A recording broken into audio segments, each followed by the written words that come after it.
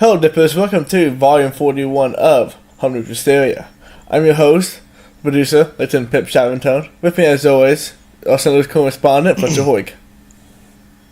Layton, I got an intro today. It doesn't really have anything to do with basketball, but I'm tired, and maybe it's just me, maybe I'm saying it, maybe people are saying it more, but I'm tired of people giving the year that it currently is as a reason for something. Like, oh, high tide. What? You don't have to worry about that. It's 2019, man. Come on.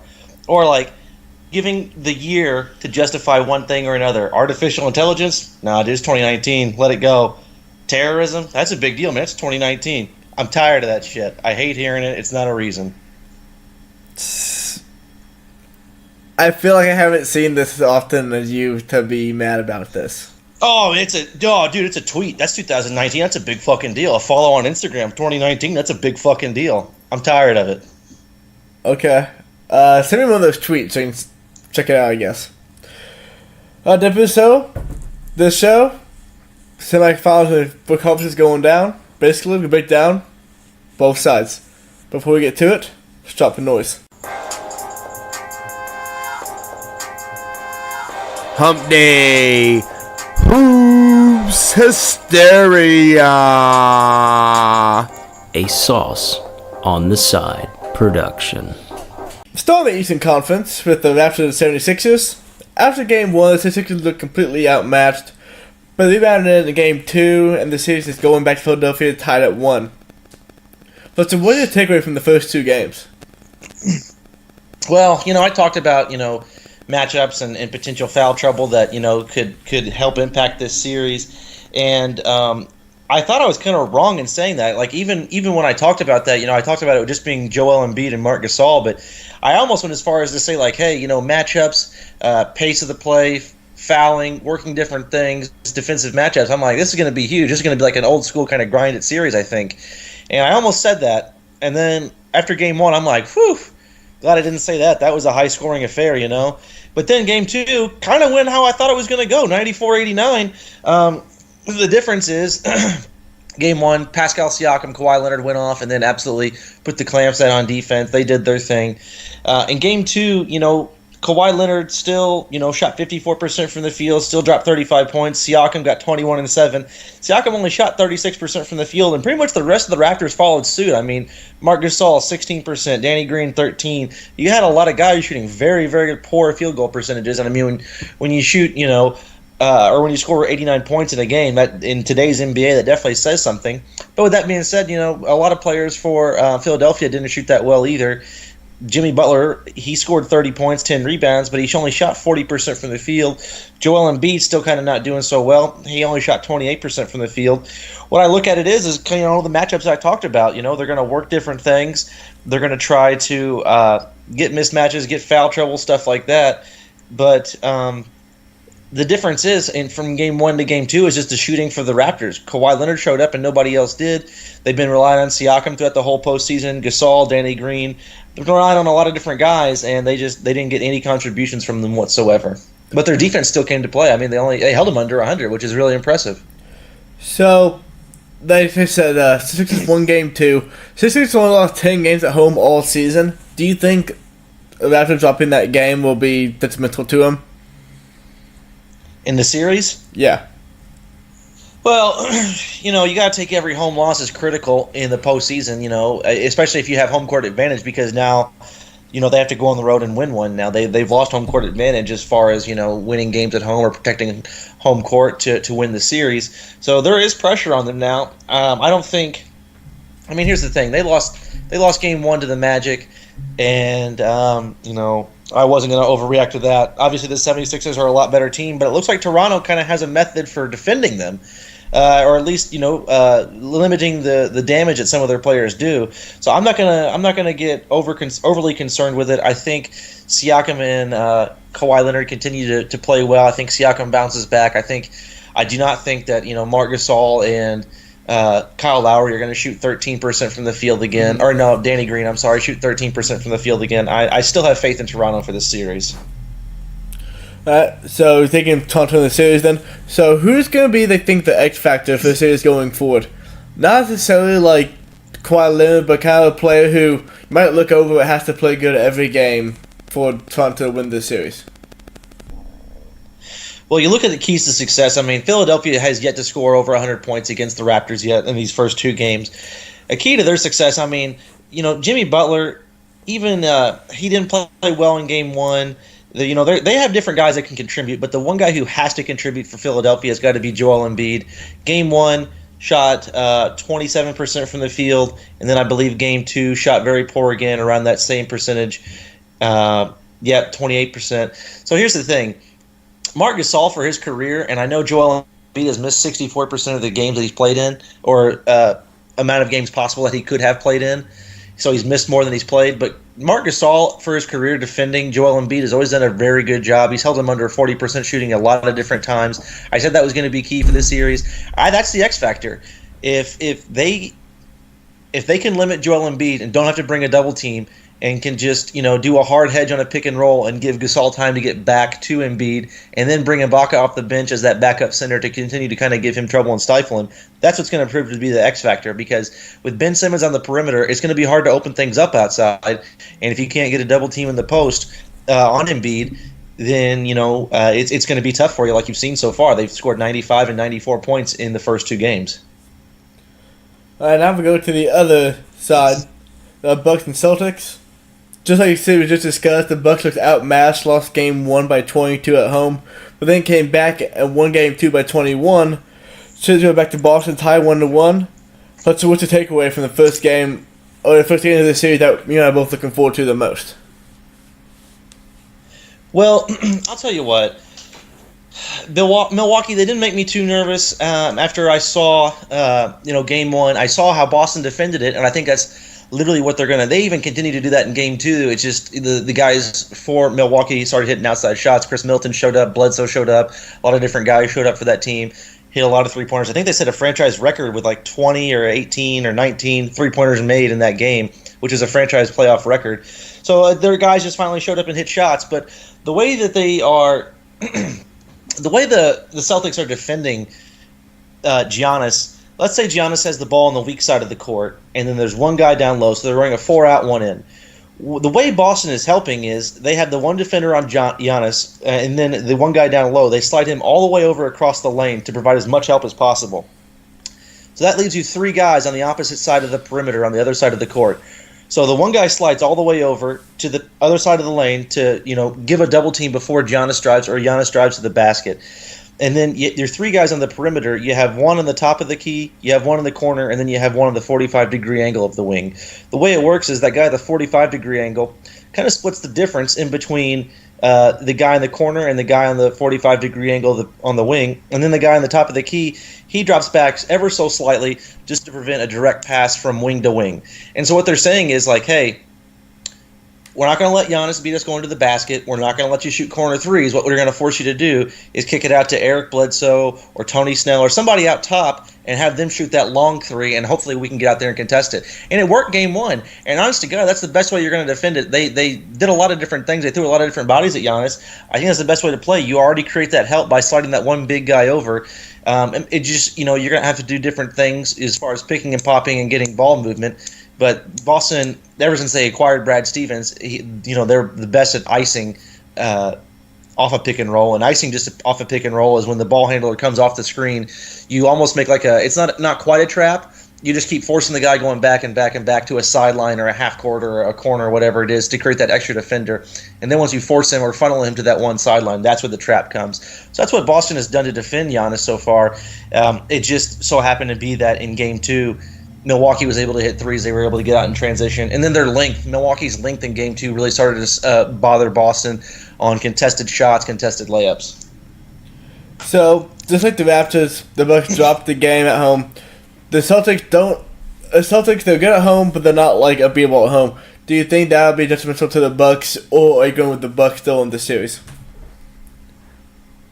I'm still picking the Bucks to win the series, but just like I said with Toronto and Philadelphia, anytime you lose game 1 at home, or just a game at home, period, that's critical. That's vital to your success. You got to have a sense of edge and urgency now for the rest of the series. I'm sure they already had it coming in. Giannis said it after game 2. They kicked their ass game 1, and they really did. They came out with a game plan. I think once Budenholzer had time to review the game plan and see kind of how they were doing that pre-shift and that pre-rotate before Giannis could go to the basket, I think that really caused some problems for them. And then they threw in a couple different wrinkles to kind of combat that. So you're going to see a chess match back and forth between Brad Stevens and Mike Budenholzer, two of the better coaches in the NBA. So it's exciting to see. But the Bucks got to be concerned moving forward. Boston, even though they got blown out in Game 2, they still got to be a little elevated going back to Boston having that one game. But I'm still picking Milwaukee to win the series in 6. What's the series X factor for Milwaukee to get to the next round?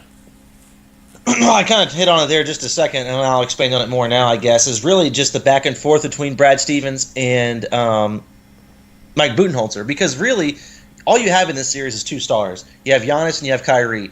2 great finishers, 2 great scorers, really just tough guys to guard in a half-court or transition setting. But really after that, you don't have much in the way of a legitimate 2. Like, you don't have a Dwayne Wade, you don't have a Chris Bosh, you don't have an all-star Pau Gasol or, a big 4 in Golden State. Chris Middleton spent 3 years in college, and then after his first year in the NBA was in the D-League. So, I mean, he was an all-star this year. He's a fine player, but so is Al Horford. I think they're kind of the same caliber. They're not going to rally and become a Scottie Pippen and get you a triple-double when their best player has a flu. So I think it's going to be that back and forth, Brad Stevens came out with that defensive game plan, and it worked to perfection. They had 2 or 3 people contesting Giannis, and they forced long threes. And then Budenholzer came in and kind of adjusted things with different wrinkles and movement off the ball. And so I'm just excited to see kind of Game 3 how those 2 adjustments are going to fare against each other and what each coach comes up with. So do you have Raptors? You have Raptors vs. Bucks in conference finals. Right now, who do you think is going to the NBA Finals? I'm not going to get off Milwaukee until it's absolutely. I can't pick them until they're eliminated. So I still have Milwaukee going to the finals. All right, now get up on a take.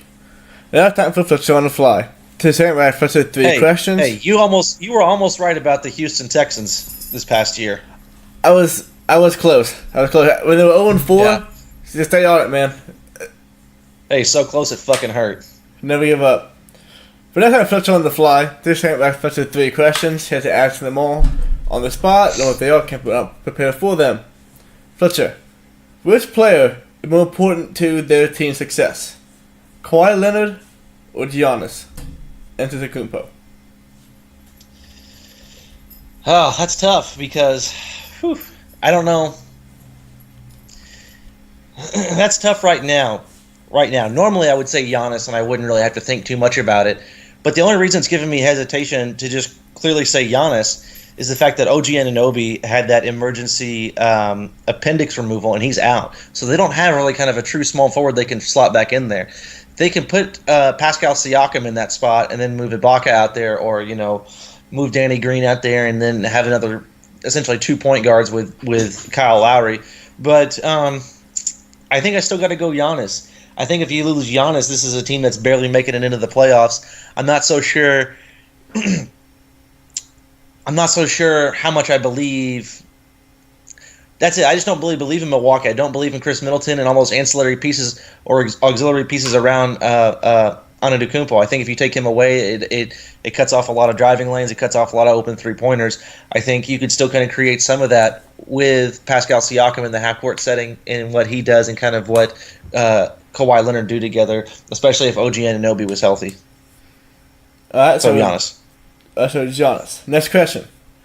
More important for the team, Giannis Antetokounmpo or Nikola Jokic? See, all right, I think here is where I have to step back and say Nikola Jokic, because as much as I want to say or not, recognize maybe Chris Middleton as being that elite, he is an all-star, I mean, he's been, a professional scorer in this league for a number of years now for the Bucks. Jamal Murray's had a nice playoff run, but Jamal Murray is not an all-star yet. And so Nikola Jokic is a first-team All-NBA center. He averaged, I think 19, 10, and 7 or something along those lines. He demands a pure double team on the post every time. And the thing is, he's such a good passer that, he can spot up open guys out of that double team on the post. He's good in transition. He shoots a 3. I think Jokic is more important to his team's success than Giannis. All right, and last question. More important to the team's success, Nikola Jokic or Damian Lillard? Yeah, I think without question I got to go Damian Lillard here, and it's not even really that much of a head scratcher or one that I have to think on too much. Damian Lillard, we all know what he did, against the Oklahoma City Thunder, hit that deep shot. He's joins Michael Jordan as the only player in NBA history to have two buzzer beater game winning shots to win a series as well in the playoffs. And even in game one, I know they lost, but Damian Lillard scored 39 points, shot 57% from the field. What he's doing right now is amazing. I'm happy he finally got out of the first round of the playoffs. They're currently playing. They're up 8 right now, and so I hope they can find a way to squeak out a win. I would love to see Portland in the Eastern or in the Western Conference Finals. So Damian Lillard for me, and it's not even a question. I would probably take Damian Lillard over Giannis as well. So I got the order right for the guys of importance. I think you might have, yeah. So it says here that Lillard's the most important player to his team that's in the playoffs. I think so. I do think so. Do you know what I found out looking at standings earlier that I forgot to tell you at the top of the show, but I just remembered? Mm-hmm. So the Orlando Magic won their division. If it was the old seeding rules for the NBA, they would have been the 3 seed. Yeah, I'm so glad that they went away with, rewarding division winners like that. I think in our fantasy football league, we should get rid of divisions altogether, because not only in fantasy baseball, but last year in fantasy or football, but in fantasy baseball as well, I got second in the division. And, you only take 4 teams in. What's the point of getting second in your division if it's not going to reward you anything? So just get rid of divisions altogether. That was my rant. Yeah, I'm fine with that. I don't care. Yeah, me either. The same thing. Western Conference time. Rockets at Warriors. The series is all about the referees. Right now, Warriors lead 2-0, but both games are very competitive. So, let's be blunt. Rockets are down 2-0 to the 2-time defending champion. Or they dead. Let's be honest. I picked the Warriors to win going in. I thought they were dead before the series started. It's definitely not over. I don't think it's going to be a clean sweep. I think it's probably going to go 6. Could even go 7. Here's the thing. The Warriors are up 2-0, but if you add the difference between both games, it's 10 points. I mean, they got outscored by 4, and then they got outscored by 6. I personally believe that even though the Rockets have been very critical of the officiating so far, I do believe that the Rockets will get some degree of home cooking from the referees in Game 1. But the thing what's irritating me the most about James Harden, you can watch – I was looking at a stat tracker today. You can look when James Harden shoots an open three-pointer, how he shoots it. He lands in the same exact spot versus when he shoots a contested three-pointer. He lands roughly 12 to 16 inches further when he shoots a contested 3 versus a wide open 3. So that tells you that he's initiating the contact on a lot of those 3s. And then I was telling Drake this the other day, once NBA, the playoffs start, they start calling it a little more physical, That's because the NBA, they, a lot like the NFL, they want their seasoned, referees who can handle criticism, call big games. They have a way of scoring referees to see who do well. And a lot of times it's those older referees who have been doing it a number of years. And those older referees are a lot less reluctant than those younger referees that you see so often in the regular season to call those touch fouls, to call those offensive initiated contact kind of fouls, softer fouls that you kind of see in the regular season. And so that's why you're not seeing it as much now. And the farther you go on in the playoffs, the less and less you're going to see of it. So, we'll stay on officiating real quick because you already brought into it. Like I said, you already brought up the landing zone issue.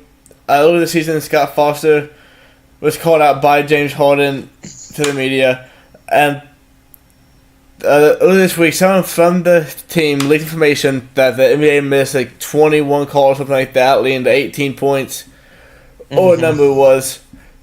This has to be the last thing the NBA wants, right? And this is just bad for the game, right? Well, I want to talk about the officiating and stuff just briefly here, and it actually probably not going to be too brief, but Scott Foster, James Harden was openly critical of Scott Foster last year, and Scott Foster hasn't called the game until Game 2 of the Houston Rockets. They are making a data-driven case here to the NBA about the the kind of preferential treatment, I guess you want to call it, that the Warriors are receiving. if I was the NBA, the video that I would send back to the Rockets after they sent me the video of the missed calls and stuff like that, I would send them the what was that stretch that they went 0 for from the 3-point line? It was like 0 for 27. Yeah, 17, 27 consecutive missed threes. Like, how about maybe, shooting a mid-range jumper, getting something going to the basket, maybe trying to get fouled, go down low. Like, I would just send all 27 of those missed three-pointers back to them and say, well, we didn't decide the series. Like, you left a lot of points to be on the board, or points to be desired there. There actually was, though, one instance, like what James Harden is saying about Scott Foster and the officiating crew. There was one actually valid point of this, and the referee actually got fined and eventually kind of tossed out of the NBA. But there was a referee that Clyde Drexler just absolutely hated, and very vocal to the league about not wanting that guy to call his games anymore. They spoke to that official, and he confessed to them pretty much like, yeah, I don't like Clyde Drexler. And so he was prohibited from, yeah, I know. And he was like, Clyde Drexler, like, of all the superstars in NBA history, like, that's the most random guy to have a problem with, I think. But that would never happen like, today. Yeah. Like, they would never just say, I don't like that guy. No, and I think it's a difference of time for sure. But it's 2019, man. Like, come on, it's real officiating. See, that's a perfect example. But yeah, he was just like, no, I don't like Clyde Drexler. And they were like, okay, well, you're done calling his games. That's a conflict of interest. So I can't remember what your original question was now, but I feel like I might have answered it. Yeah, nope, that was good. I don't know if you did or not, but that's better than anything I could have asked you for. So you said the Rockets aren't dead. What has to change the next 5 games for them to advance to the West Conference Finals? They got to figure out a way to stop Kevin Durant from two. I believe he's shooting over 60% from the field. I could be wrong. It's been a minute since I've checked it. But here's the thing. Coaches in the NBA right now are trying to create hard two-pointers, and so that's contested mid-range jump shot. The thing is, for Kevin Durant, there is no such thing as a hard two for Kevin Durant. He gets a dribble or two inside that line. His pull-up game is so lethal. I agree with Scottie Pippen's point about, Kevin Durant and MJ. Like, once they get to their spots on the floor, like, you're pretty much just at their will. And the thing is, for Kevin Durant, he's 6'11", has such a high release point. He has more spots on the floor than MJ really did, I think. MJ really just killed it around the block and, 12 to 17 feet off the block on the wing. Kevin Durant could take you anywhere, pull up from any spot on the court. At one point, what they were doing in that Clippers series was just posting him up at the top of the key there. None of the three-point line, but literally the top of the key, what you would traditionally think of the key. Post up, fade away, and if the double team came, kick it out, And Kevin Durant's a machine from two. They have to figure out a way to stop that. The problem is PJ Tucker is my height, and so he's not going to stop that. Yeah. On Monday's show, I said that Kevin Durant was the best scorer of all time because he can make himself anywhere and he's 7 feet tall. Do you agree with that? Or how far off? He's definitely one of the best. He's definitely one of the best, and it's like I was mentioned about a year ago with the LeBron-Jordan debate. LeBron's cement is still wet, so he has a chance. Same with Durant. His cement's still wet. He's got a chance. So he can retire right now. He'll be a Hall of Famer and one of the best scorers in NBA history. Everybody will know that. As far as being the greatest scorer ever, I think he still has some work to put in. What's going to be the X factor for this series going forward? Already said it. Finding a way to stop Kevin Durant from two. The problem is that X is invisible because it does not exist. All right. It's written with clear ink. And now we're going to our last series, the red-headed stepchild, you should say. Trying to get a time in the spotlight. Nuggets and Trailblazers. Nuggets took game 1, 121 to 113. Fletcher, what's the takeaway from the first game? Well, for real quick, Denver, they played a style in the regular season, shooting threes, fast-paced, a lot of depth. They're pretty much sticking to that same style. In game 1, they played 9 different guys. That doesn't happen too often in the playoffs, especially the further you go in the playoffs. I'm just going to give a quick shine to Nikola Jokic, 37, 9, and 6, had 2 blocks, 3 steals, and shot 61% from the field. And he shot 60% from 3. So Jokic is I've been saying it for a couple weeks now, and I really hope the NBA writers and voters kind of stick to it. But Jokic is a first-team All-NBA center, absolutely deserves it. He has an assist-to-turnover ratio of 7-1. That's really unheard of for centers. Joel Embiid, shot under 49% from the year, but his assist-to-turnover ratio or whatever was 1-to-1. So I mean, it just shows you like what an elite level Jokic handles the ball and passes it. Hats off to Damian Lillard though. He did all he could. 39. I've already went over this. 57% from the field. Shot 33% from three. Can't knock him too much. I mean, the guy's taking a lot of minutes, taking a lot of shots, carrying a lot on that team right now. And McCollum's been hurt. CJ McCollum's been hurt, so his production's been somewhat limited, which is unfortunate because I think if they were both healthy, I think you'd be looking at a really dangerous team right now, the way they're playing, especially Damian Lillard. And I think if Yusuf Nurkic was there as well. We talked about this last time going in, though, Enes Kanter and how he would defend Jokic.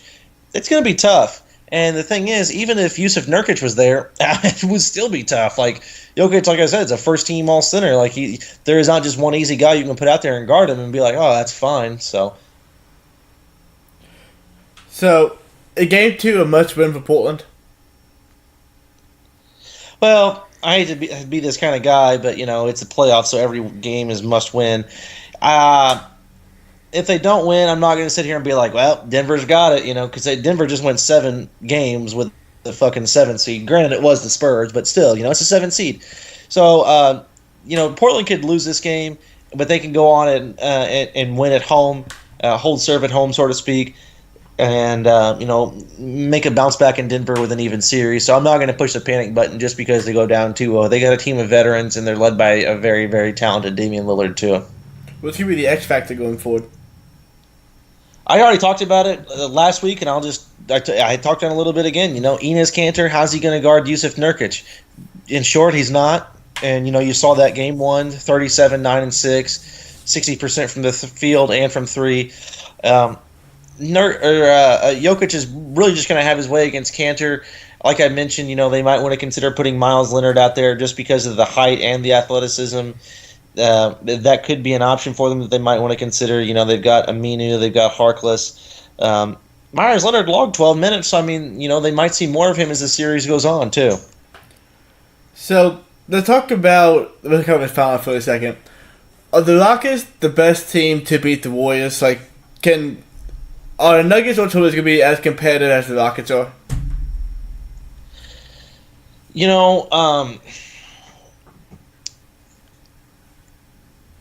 I don't want to say I don't know. The Rockets obviously have more star, kind of firepower.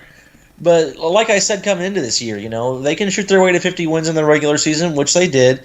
But they lost a lot. They lost Trevor Ariza. They lost some length. They lost, Luke Rashad Bahamute. They lost some guys. James Harden isn't as healthy. Chris Paul isn't as healthy. They lost some length. They lost some defense. They did exactly what I thought they would. They would have a successful regular season, but their championship window is closed. And so for that, I think I got to go with Denver. They have such a unique guy to guard. Who are they going to have guard him?